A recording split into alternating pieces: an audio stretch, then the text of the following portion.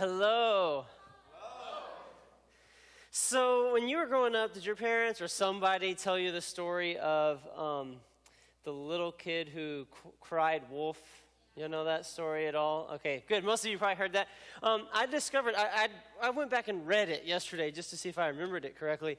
And I discovered that I learned it different than, than the original. Maybe you learned it like, I don't know. I'll just say. So the original story goes basically like this. There's a kid, he's out, he takes care of sheep, right? And he's bored. So he goes up to the town and he yells, wolf, wolf. And then all the people from the village run to save the sheep from the wolf. And they get there and all they find is him like doubled over laughing, right? Because it would be pretty funny to do that and watch everybody panic run, right? And so then he thinks that's so funny. A few days later, he goes back in the town and he goes, wolf, wolf. And they all run back. You know this part? Okay. And then that. Okay. So then finally he goes back one more time. And, I skipped a part.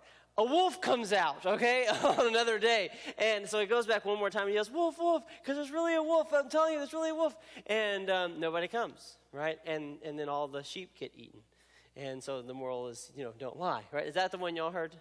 Yeah, so when I heard it, when I learned it as a kid, all the first part was the same. But on the third part, he yelled, wolf, wolf, and nobody came. And then they said, and so the wolf ate him. You're like, that's what my parents did. Like, I was like, man, this is like a much more intense version that I learned. Like the normal people, the sheep got eaten. Mine, if you lie, you'll get eaten by a wolf. That's how I learned it, okay? I don't know if your childhood was similar to mine or what. But anyways, what I did learn, or what you're supposed to have learned from that is that you can lose trust, right? In fact, trust is what he lost, okay? And this is going to represent trust. And it's kind of funny. We actually talk about trust, I don't know, like it's an object that you have, like in your hand. Like you say, you put your trust in that. Like you put it in a box or something. Like you put your trust somewhere. Or you could even say like, I gave them my trust. So like I could come to Dylan and say, here, and I could give him my trust, right? And so I would say, I gave it to him, or I placed it in him, or I trusted him, whatever. So I gave him my trust. And then, if he was to then go do something, like maybe I told him something I didn't want else to know, and he went and told a bunch of people, then I would say, he lost my trust. There you go. Why did you lose? Okay, give me my trust. Okay, jerk. Okay, anyways, I'm just kidding. No, like, he's a really good guy. He wouldn't betray your trust. But we say those kind of things, right? They lost my trust. I gave him my trust and those kind of things. But I think what we all kind of recognize is that, trust, it's something that we have in relationships and that we give to people and that it's important. In fact, I think I talked about this last week, was that my most popular YouTube video is about trust. Now, if y'all don't know, we have an Amplified channel, and I looked at it today, okay? There's a video that I posted of an old youth service. I mean, I'm young. This is like years ago, old building, everything. And it has 21,600-something views right now, which is a lot because normally I get like 12, okay? Just so you know, the typical is like 12. So this has 21,000 views, has over 100 comments, and actually on a regular basis, like almost once a month it feels like, I get another comment from another teenager who has learned that you can't cry wolf because you lose this, okay? Or you can't do certain things with your parents, because the title of the video is what to do when your parents don't trust you. And if you actually search that on YouTube, it's usually the first thing that pops up. And actually, I just kind of screenshotted a couple of the comments, just so maybe you relate to some of what these people your age go through. This is some of them. Okay, so here's one. It says, my mom is really the best mom ever, but I did a silly thing. I really wish I could gain her trust back because I need it and I want it, and I will rebuild it. So she's like, okay, I did this thing. Have you ever done a thing and you lost your parents' trust? I don't know. Maybe you've done something like that. I've smoked multiple times and gotten caught way too many times to the point where my mom can't trust me at all. I've lied and I've used every excuse to keep smoking and tried quitting, which sounds pathetic, but I keep choosing it over them. How can I take the years of hurt back? And I'm reading this and I'm like, how do I help this kid in like 30 words? Like, I don't understand. Like, I need to sit down and have a counseling session. I hid Snapchat from my parents and downloaded it when they specifically said not to. I talked to many people I didn't know and did many bad things. I'm like, oh, what is this? Okay, all I want is my mom's trust back. Okay. And apparently he's done some stuff, and there are some pretty crazy ones on there that I won't put on the screen, and you can go read them, I guess. But But anyways, just some things, and some of them are like they want to keep doing the bad thing, and they're trying to figure out how they can get their parents to trust them and keep doing the bad thing. Anyways, so that's kind of that. And what I've discovered, though, is a lot of people have realized the importance of trust, especially like when it comes to relationships, like with your parents and others. In fact, I don't know if you know this or thought about this, but in a lot of ways, trust is like the foundation for relationships. Like if you have trust built, then you can build on top of that a relationship. And if there's not trust, you don't really have a very good relationship.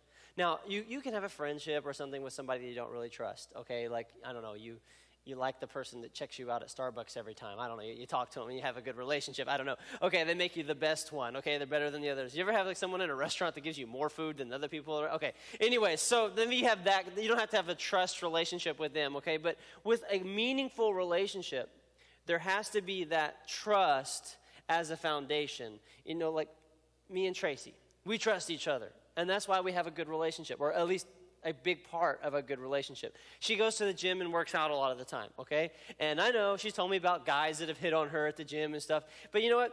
I don't worry about the fact that there are all these guys there with like, six-pack abs and they're like walking around like, whatever. I don't worry about that. And I go to the gym sometimes and work out. And she doesn't worry about it. Not for the same reason, because she knows no one's good. She knows nobody's going to be hitting on me, so that's not even a concern. But she trusts me, I trust her. It builds our relationship, right? We have this thing with each other that we can trust each other. And because we have built trust with each other over time and over that, we have a relationship that, that is good and that can be meaningful. And when you lose trust and you don't have that, it hurts relationships. In fact, they're so valuable in in so many ways, not just with your friends, which you see because you have certain friends that you really trust, right? But think about this, like with your teachers, whenever you see those again someday. With teachers, trust really matters, doesn't it? I can remember one specific time. Have you ever done the homework and then actually left it at home? Not like told them you left it at home, but like you actually did it and you actually left it at home. Okay, this happened to me with one teacher, and I remember I waited until after class. Never do it in front of the class, by the way, because then they have to say no because it's not fair. Anyways, I waited until after class, so I went up to the teacher and I said, hey, I did this last night, but I left my whole math folder at home. Can I turn it in tomorrow? And this is what she said. I trust you. Can you bring it in the morning? And I said, yes. Now, I had heard other people ask the same thing. And you know what she said?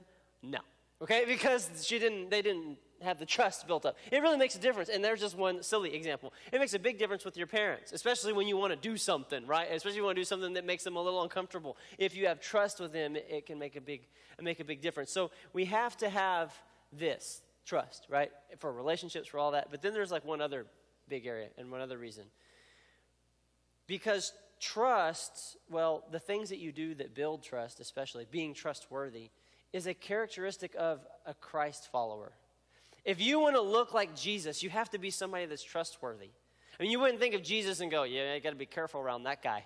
Like, he might stab you in the back. Okay, that's not what you would think. No, Jesus, a characteristic of being like him is going to be that we are trustworthy. And so if you are a believer and you want to look like Christ, being trustworthy is important. And so thinking about that and considering how that is, I want us to just learn a little bit of what it means and how that we can build trust, gain trust, keep trust, some cases get trust back. But to start there, I want to actually look at something that Jesus told us about kind of just how we are supposed to be as Christians, okay? Now, he doesn't actually say the word trust, but I think you'll be able to connect the dots on how that makes us trustworthy or not trustworthy, okay? So this is Jesus. This is on this big Sermon on the Mount thing, and he's going through and he's talking about a bunch of stuff, and he'll say you've heard, don't kill people, but I tell you, don't even hate them, okay? Or you've heard, don't commit adultery, but I tell you, don't look lustfully. You've heard, love your neighbor, hate your enemy, but I tell you to love your enemy, okay? So he's doing all these things, and here's another one that he does. He says, you have heard that it was said to people long ago, do not break your oath, but keep the oaths you have made to the Lord, okay? And they would, make oaths to the Lord, but they'd also make oaths, and you heard people do this. They make oaths to each other and then use God, right? Have you ever heard someone say, I swear to God? Have you ever heard that? I'm going to do it, I swear to God. Now, when I was a kid, I was not allowed to say that because it even feels weird saying it. Because when I was a kid, that was like a big sin. Because you're not supposed to swear, and you're not supposed to use the Lord's name in vain, and that was like a double sin. So I was like, I don't want to do double sins, okay? And so I never would do that one. So he goes, you've heard this is what people do. And then he goes on, he says, but I tell you, do not swear at all, either by heaven, for it's God's throne. So he's like, hey, don't be like, I swear to heaven, or I swear to God. Don't do those things, he's saying.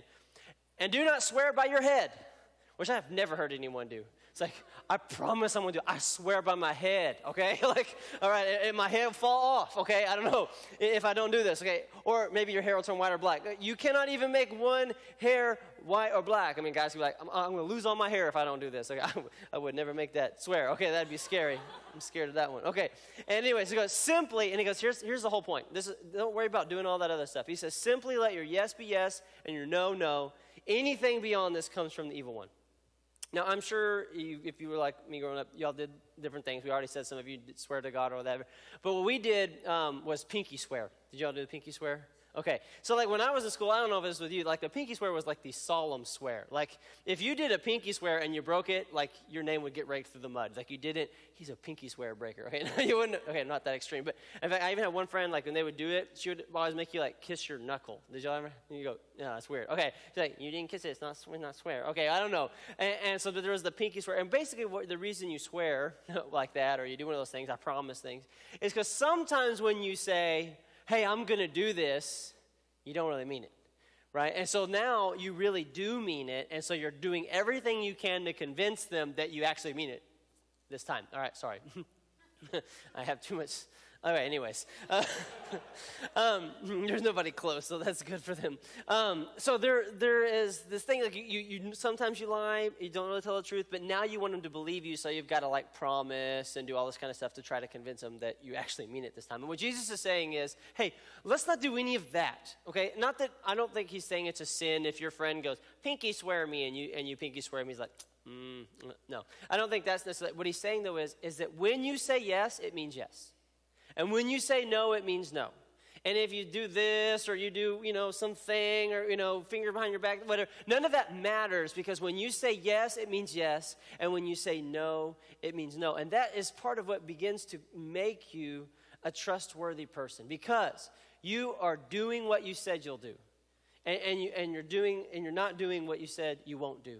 And so this kind of gets us into the mindset of what we're supposed to look like and what a believer is supposed to be like. So then what I want to do is kind of with that kind of idea is answer a couple of questions that we might end up having. And that would be like this. What do I do if I lost trust? What do I do if I lost trust? So, I did this thing. My parents don't trust me anymore. What do I do? I did this thing and I lost my friend's trust. What do I do? Or for whatever reason, you've lost trust. How do you deal with that? And then in the same way, we can also be answering it by just saying this. How do you build trust? How do I build trust? Maybe you've never had it with that person. Maybe you had it and you lost it. How do you build it back? Because trust is so valuable, this is something I really think that we need to know. Now, I do want to just point this out, that it does say build trust. So a lot of times what we think about is getting trust. Do you know what I'm saying? Like, okay, if I can just say the right thing, then I'll get their trust back, okay? If I can just say I have one apology and I'll get it back. Okay, most of the time, trust doesn't work that way.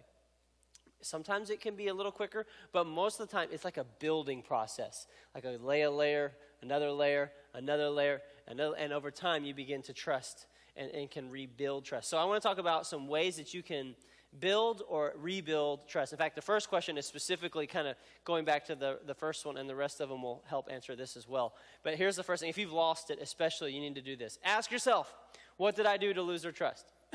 What did I do to lose their trust? Because most likely, you can think of something that you did. Your parents said, don't go, you went, right? They said, don't download that, you downloaded that. You told them you were going to do something, and you did something else, okay? If you can recognize that, then you can begin the right direction of repairing the relationship. So the first thing you've got to do is ask yourself, okay, what did I do? Why is this relationship like this? And sometimes you have to look way back. Because as we're going to talk about in a minute, trust can be lost for a very long time. But recognizing what it is that you did to lose their trust is very important. And sometimes people will say this, well, I don't know why they don't trust me. And maybe you felt that way. Like, I don't have a clue why my parents don't trust me. I don't have a clue why my brother, my sister doesn't trust me. Okay, if you really want to build trust and make the relationship better, sometimes you have to just go and talk to them about it. Say, hey, I feel like you don't trust me and I really want to work on that. Can you help me understand why? Now, making sure it's not accusing them or anything like that, but trying, if you're really honestly wanting to do that, it'll come across. And so talking to the person about that. And I just want to throw this one thing in. Sometimes parents, it feels like they don't trust you, because this is one of the big comments I get. Okay, I've had like 10 of these things. It feels like your parents don't trust you, but it is actually that they're trying to protect you from something else they don't trust. Okay, so like, those are, my parents won't let me go to this kind of thing and do this kind of thing. Well, it doesn't have to do anything with them not trusting you. It's them not trusting that situation. See, when I was dating in high school, I didn't sleep with my girlfriend. But my parents still never let us go in the bedroom and close the door and hang out in the bed. I don't know why they didn't let me. I never slept with them. Why wouldn't you? Okay, here's the thing. You're like, well, that's stupid. Okay, but here's what. It's not that they didn't trust me. They just had wisdom, and they were trying to use that. So sometimes you need to remember that that's in play, especially when it comes to parents, okay? So maybe you've recognized what it is, and if you can't, maybe you talk to them about that, but ask yourself, this is a very important question. Here's number 2. We're going to really get into how you can build trust. First of all, you got to do is make things right. Again, this is one more on this if you've lost it. Because sometimes you have lost trust, and you got to do it right. You got to make things right. This is what Jesus said. Therefore, if you're offering your gift at the altar, and there you remember that your brother has something against you, it's like, uh-oh. Yeah, he's mad at me about that, okay? Yeah, she's mad at me about that, okay? Leave your gift in front of the altar. First, go and be reconciled to your brother. Then come and offer your gift. He's saying, hey, when you realize that somebody has something against you, you need to make that right. And that may mean apologizing. That may mean saying, hey, I'm sorry for what I did. That may mean making some reparations in some way, like, helping to restore something that you messed up. But when it comes to trust, I want to help you just a little bit, give you one more thought of something you can say.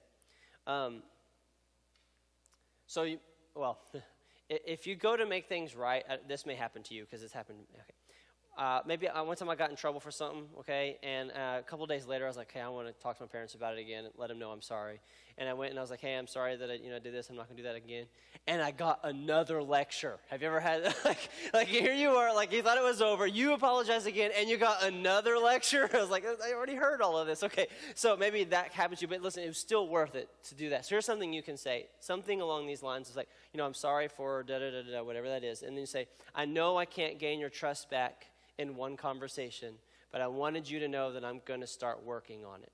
And so what that tells them is that you recognize that what you did affected the trust and that you want to move that way. And just getting that out in the open, okay? Not telling them, you need to start trusting me, and blah, blah, blah. Okay, that's not going to help you at all. Telling them that you're going to start working on them is going to help you. And you can do that with a friend. You can do that with a teacher. I've done that with a teacher. And certainly with your parents, okay? So let's keep going. How do you build trust? We got a couple more. Be trustworthy. Now, that may seem kind of obvious, okay, but apparently it's not to some people, and I have experienced this a lot. It's like, well, I want them to trust me. I just want to keep doing what I'm doing, okay? And that doesn't work. If you're not trustworthy, then you can't really build trust. In fact, if you're trying to build trust while remaining not trustworthy, you're actually going to do more harm than if you weren't even trying, okay, because it's like even more manipulation than that. And so you know what it means to be trustworthy. If something's not trustworthy, you don't want to trust it. And it doesn't matter what you say or what you do. Okay, if airplanes, okay, and if every airplane, no, let's not say every. Let's say 5 out of 10 airplanes that take off from DFW, if they crashed and everyone died, would you trust an airplane? Like some of you already don't trust an airplane, but like if every day we watch 10 airplanes take off and 5 of them went, okay? Now then the CEO of the airline says, now this airplane you're going to fly on is the best, okay? It looks like the others, but it's the best. You should trust this one. Okay, this one's going to say, no, I watched 5 crash, okay? I'm not going to get on another one because it's not trustworthy. I'm going to need to see that it's trustworthy for a long period of time. And we do this thing, it's like we want to say we're trustworthy and tell people we can trust us now and do all this, but what they need to see is that you are trustworthy. So here's a good question for you, okay? Are you trustworthy? Let's think of this. If you're having trust issues with a person, is there something that if they found out they would be mad about? Then you're probably not being trustworthy. You know what I'm saying? If they knew you were doing this, would the relationship be messed up? Well, then there's something in you that's not trustworthy. So if you want to build trust, the first thing to ask is, am I trustworthy? Well, maybe the second thing, what did I do? Okay, but another thing is, am I trustworthy? Are you doing the things that you need to do? Maybe there's some things you have to stop doing or start doing if you want to build trust with somebody in your life. So are you trustworthy? Okay, here's number 4. Build the relationship. Now, I said that trust is like the foundation, right? And relationships are built on that. But you're going to also discover that the more relationship you have, the more trust you have. It kind of goes both ways. Like, it's hard to have a relationship without trust, but you can't have trust without relationships. The closer you are to someone, the more you feel like you trust them. I remember the first time I rode an upside-down roller coaster, like a roller coaster that went upside down. It was the Shockwave, by the way. Do y'all know which one I'm talking about? It has a double loop. Okay, before this, I would ride any of the ones that went like this, but the upside down was unnatural to me, and I was like, I'm not doing it. I mean, I've done the bucket thing with water, where the centrifugal. Okay, I knew that, but I was like, not with me. No.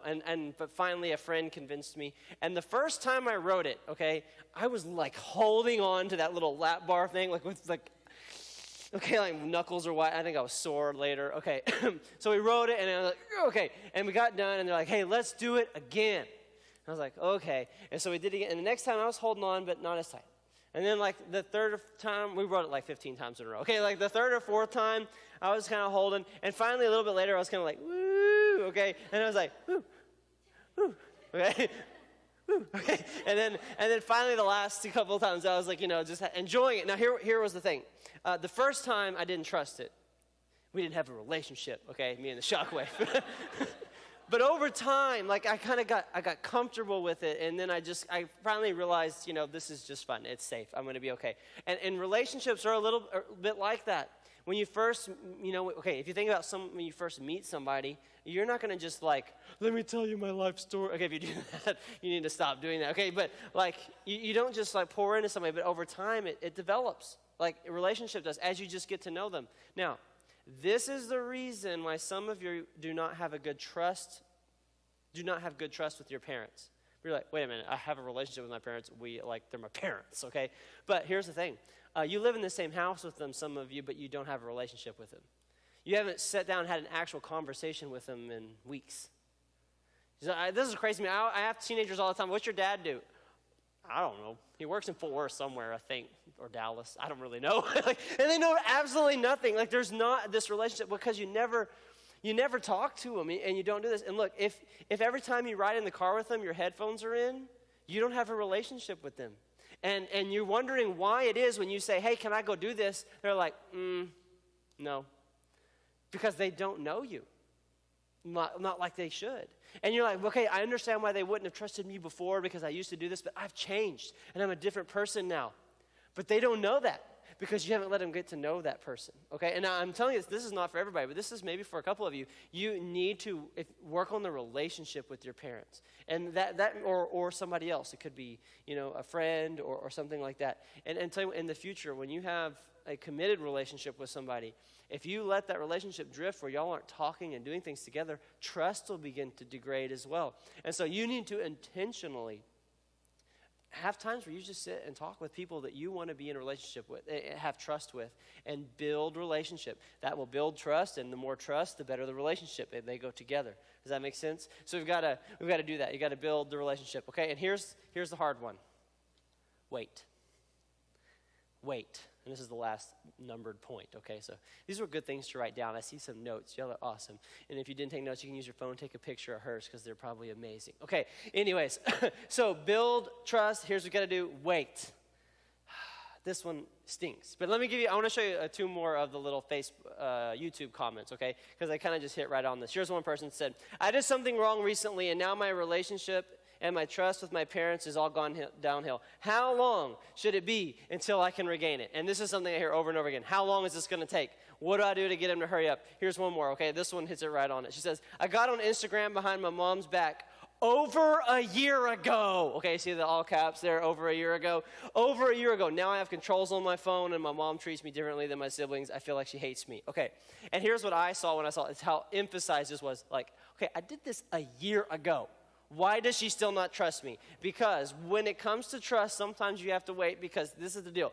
You can lose trust like that.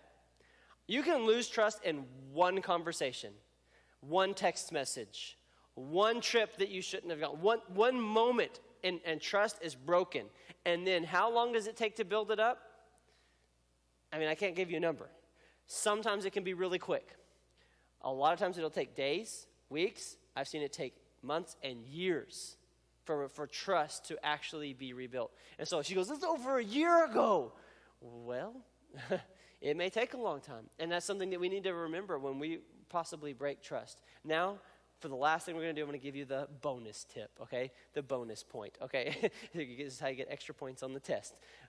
You give honor. Now, this is not for every relationship. This is not necessarily for, like, your friends or somebody you're dating or something maybe. But it's not necessarily for that. This is specifically for people in your life that are, like, in authority. When you honor them, it builds trust.